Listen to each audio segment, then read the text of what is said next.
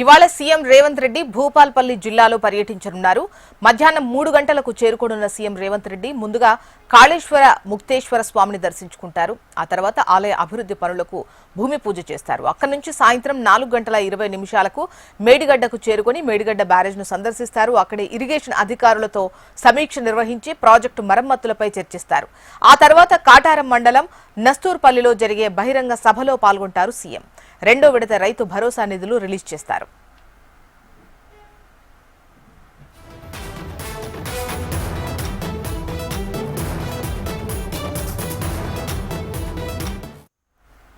ఇవాళ సీఎం రేవంత్ రెడ్డి భూపాల్పల్లి జిల్లాలో పర్యటించనున్నారు. మధ్యాహ్నం 3 గంటలకు సీఎం అక్కడికి చేరుకుంటారు. ముందుగా కాళేశ్వర ముక్తేశ్వర స్వామిని దర్శించుకుంటారు. ఆ తర్వాత ఆలయ అభివృద్ధి పనులకు భూమి పూజ చేస్తారు. అక్కడి నుంచి సాయంత్రం 4:20 మేడిగడ్డకు చేరుకొని మేడిగడ్డ బ్యారేజ్ను సందర్శిస్తారు. ఇరిగేషన్ అధికారులతో సమీక్ష నిర్వహిస్తారు. ప్రాజెక్టు మరమ్మతులపై చర్చిస్తారు. ఆ తర్వాత కాటారం మండలం నస్తూర్పల్లిలో జరిగే బహిరంగ సభలో సీఎం పాల్గొంటారు. ఇవాళ రైతు భరోసాకు సంబంధించి రెండో విడత నిధులు రిలీజ్ చేయనున్నారు. డీటెయిల్స్ మనకు నరేందర్ అందిస్తారు. నరేందర్, ఇవాళ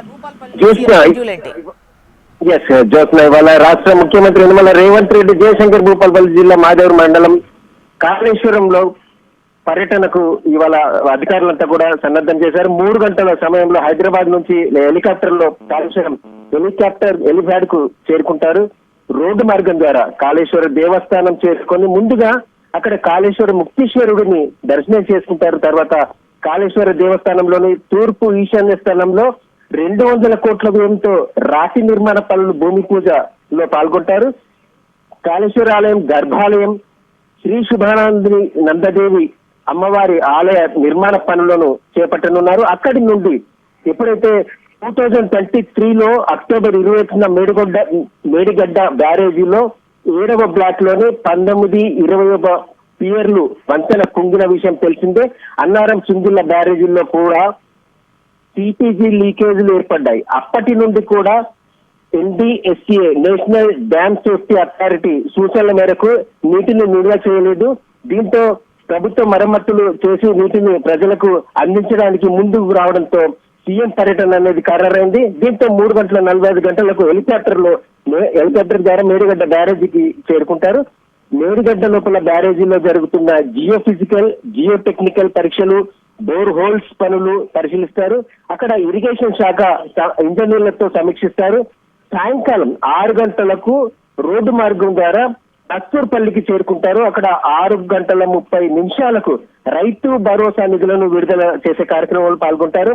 ప్రజలను ఉద్దేశించి కూడా మాట్లాడతారు. అనంతరం 7:45 అక్కడి నుండి రోడ్డు మార్గం ద్వారా వెళ్తారని చెప్పేసి అధికారులు తెలుస్తున్న పరిస్థితి. అయితే ఇక్కడ రైతు భరోసా నిధులు రానున్నాయనే ఆసక్తి అనేది రైతుల్లో చాలా ఉత్కంఠగా నెలకొంది.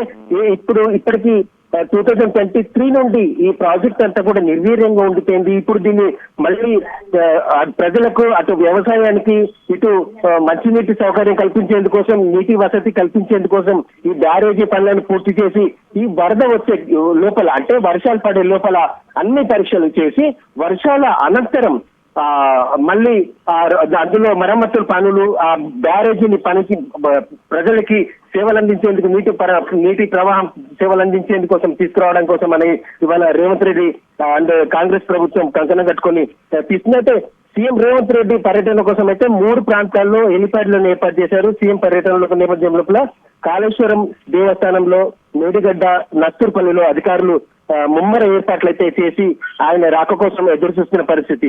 జన సమీకరణ కోసం ఆయన ఏర్పాటు చేస్తున్న భారీ బహిరంగ సభ లోపల పాల్గొనేందుకోసం భారీగా ప్రజలు తరలించేందుకోసం ఏర్పాటు చేస్తున్నారు. ఇందుకోసం 40 ఎకరాల సభా ప్రాంగణం, విద్యుత్ లైట్లు, ఇతర ఏర్పాట్లను చేశారు. 20 ఎకరాల్లో పార్కింగ్ స్థలాన్ని కూడా హెలిప్యాడ్ సిద్ధం చేశారు. అయితే ఈ సీఎం పర్యటన ముందస్తుగానే బీఆర్ఎస్ శ్రేణులు ఇక్కడికి వచ్చి ఆయనే క్షమాపణ చెప్పితే కానీ ఇక్కడికి రావద్దు అని చెప్పి డిమాండ్ చేసిన పరిస్థితి.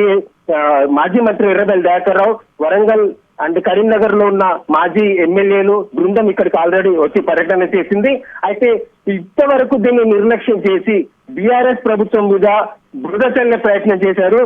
ఇప్పటికీ 2.5 సంవత్సరాలు 3 సంవత్సరాలుగా సేవలు అందించలేక ఆ ప్రాజెక్ట్ ని నిర్వీర్యంగా ఉంచారని చెప్పేసి తీవ్ర ఆగ్రహం వ్యక్తం చేసిన పరిస్థితి ఉంది.